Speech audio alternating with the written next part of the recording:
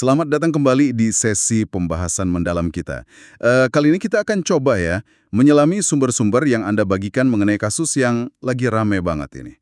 Kasus penangkapan Immanuel Ebenezer, atau Noel ya, mantan Wakil Menteri Ketenagakerjaan oleh KPK. Dugaan pemerasan. Sumber kita kali ini, wah cukup kaya nih. Ada dari transkrip video, isinya macam-macam respons.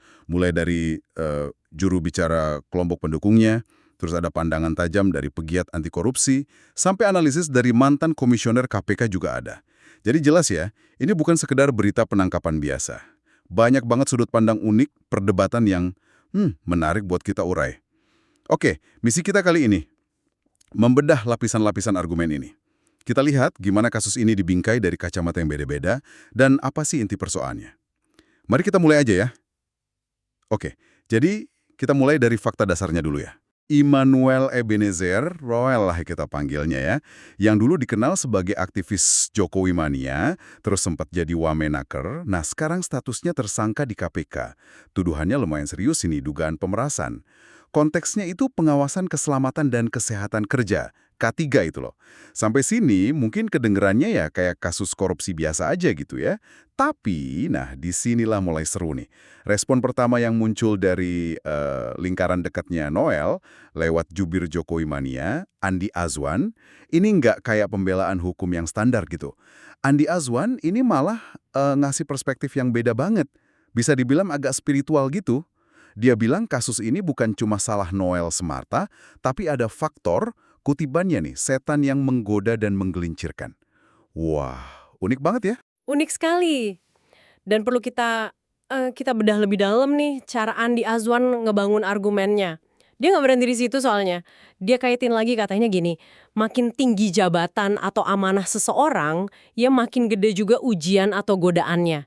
Dia bahkan pakai istilah yang imajinatif ya, bukan cuma godaan biasa, tapi dari genderuwo tingkat tinggi. Waduh, ini kan kayak upaya ngebentuk narasi ya. Noel yang ditekankan sama dia sebagai sosok loyal, berani, konsisten dukung Jokowi terus Prabowo.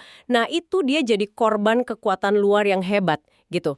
Implikasinya menurut dia pejabat publik itu ya harus punya iman yang kuat buat benteng diri katanya. Wah, narasi yang menarik ya. Kayak memindahkan sebagian beban dari individu ke faktor luar, bahkan supranatural gitu. Tapi, ya pasti, bawa-bawa setan ke diskusi hukum politik kayak gini langsung bikin heboh ya kan? Banyak pihak, apalagi di medsos itu. Wah, pada bilang, ini nggak relevan. Masa nyampur adukin hukum yang harusnya kan bukti ya, sama tafsir spiritual. Betul, betul. Publik jadi kebelah gitu. Ada yang mikir, wah ini upaya ngaburin tanggung jawab hukum nih.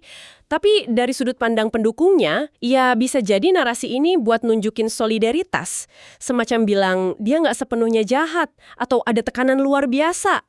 Ya, ini juga bisa jadi strategi komunikasi politik kan?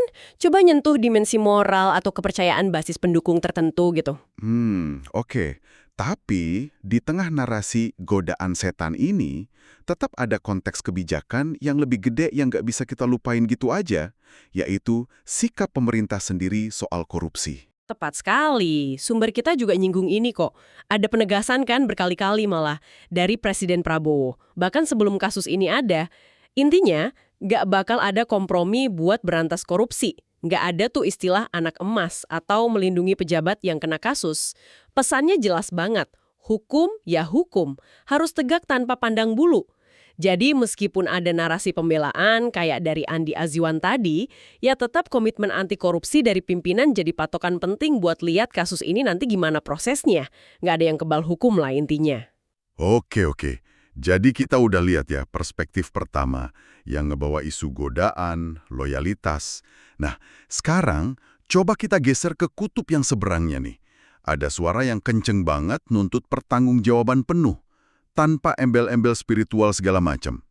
Ini datang dari pegiat anti korupsi, Saur Siagian. Iya, Saur Siagian ini pendekatannya beda banget, fokusnya tajam ke satu hal, konsistensi. Dia ngingetin publik soal rekam jejak Noel sendiri. Dulu kan Noel ini dikenal vokal banget soal berantas korupsi. Bahkan sampai ngusulin hukuman mati buat koruptor kan. Nah buat Saur, ini momen pembuktiannya.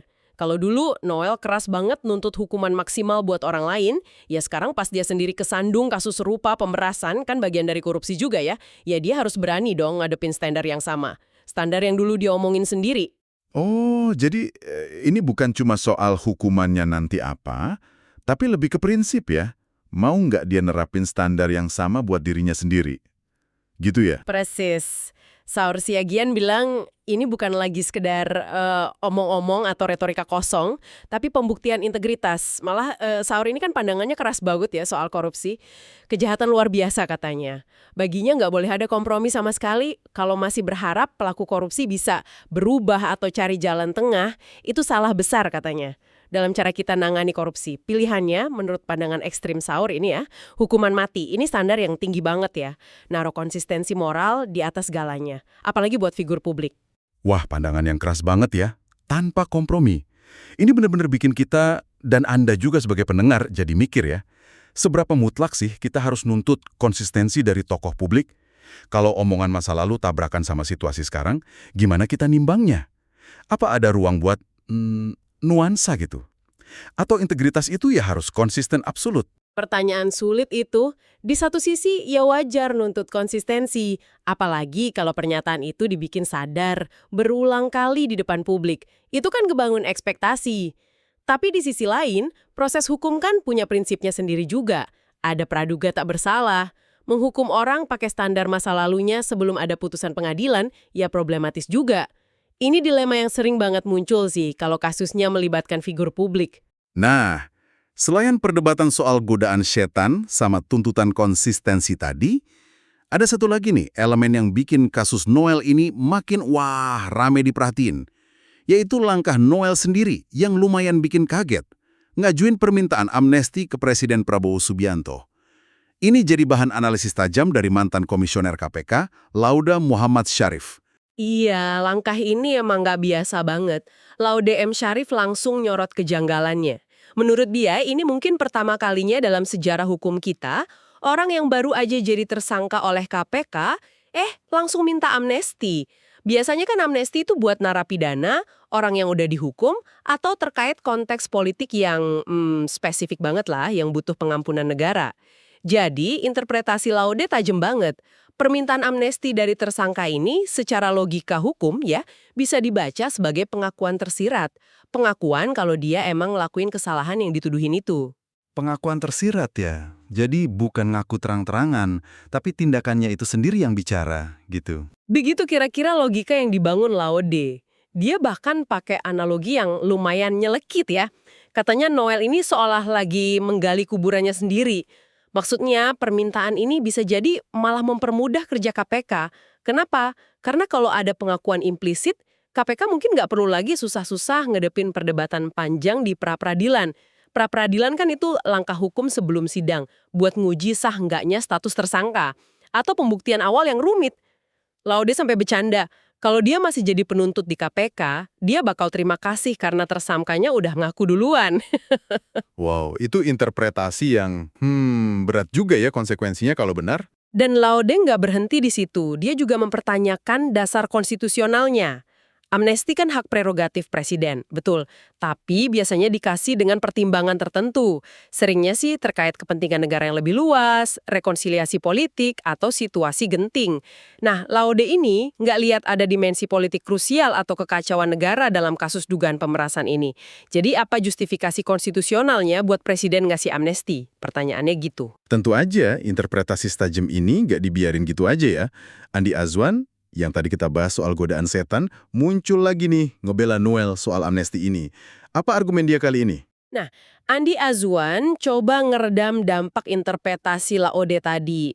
Dia bilang ucapan minta amnesti itu cuma spontanitas aja dari Noel.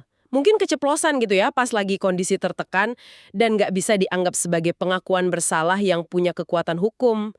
Dia bahkan nyoba ngaitin, mungkin karena lagi rame juga kasus lain yang dia sebut kasus Pak Hasto, yang sempat nyinggung potensi intervensi presiden, walau konteksnya beda ya. Intinya, Andi Azwan minta supaya ucapan spontan itu jangan dipelintir lah. Oke, jadi argumennya spontanitas lawan pengakuan implisit ya.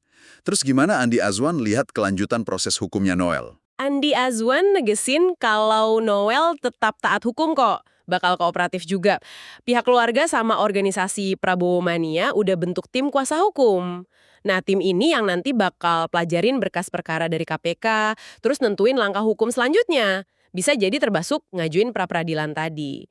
Jadi pesannya jelas, proses hukum bakal ditempuh, jangan buru-buru nyimpulin cuma dari satu ucapan soal amnesti. Tapi Laude sendiri gimana nanggepin pembelaan soal spontanitas ini? Apa dia goyah? Dari sumber yang kita lihat sih, Laude M. Syarif kayaknya tetap pada pendiriannya. Sambil senyum katanya ya, dia ulang lagi logikanya. Baginya, fakta kalau ini permintaan amnesti pertama dari tersangka KPK itu tetap signifikan. Mau spontan atau enggak, secara logika hukum dan politik, tindakan itu sendiri udah ngebuka ruang interpretasi sebagai pengakuan implisit. Dan sekali lagi, dia tekenin, susahnya nyari dasar konstitusional yang kuat buat presiden ngabulin permintaan kayak gitu dalam kasus pidana murni. Wah, perdebatan ini nunjukin betapa rumitnya ya kalau hukum, politik, sama komunikasi publik udah saling kelindan gini. Oke, jadi kalau kita coba tarik benang merahnya nih dari semua ini, kasus Noel ini benar-benar nyajiin spektrum pandangan yang wah lebar banget dan kontras ya. Kita lihat ada upaya pembelaan yang dibingkai pakai narasi godaan spiritual, loyalitas masa lalu, di sisi lain ada tuntutan keras tanpa kompromi soal konsistensi moral, integritas dari kacamata aktivis anti korupsi. Dan terakhir, muncul perdebatan hukum dan politik yang pelik banget soal makna dan implikasi dari satu langkah taktis yang nggak biasa, permintaan amnesti itu tadi. Betul sekali. Pembahasan kita kali ini benar-benar nunjukin betapa kompleksnya ya sebuah kasus hukum. Apalagi kalau udah nyangkut figur publik yang punya rekam jejak politik, punya omongan masa lalu.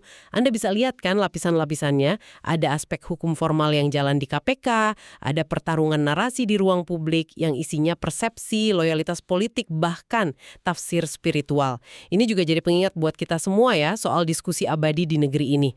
Gimana sih kita seharusnya ngadepin korupsi? Hukuman apa yang pantas? Terus setinggi apa kita nuntut integritas dari pemimpin dan tokoh publik kita? Nah, sebagai penutup nih, mungkin ada satu pertanyaan yang menarik buat Anda bawa pulang, buat direnungkan. Ketika seorang tokoh publik yang dulu kita kenal vokal banget ngeritik suatu perbuatan, sekarang malah dia sendiri kesandung masalah hukum terkait perbuatan serupa. Gimana kita seharusnya nyikapinnya?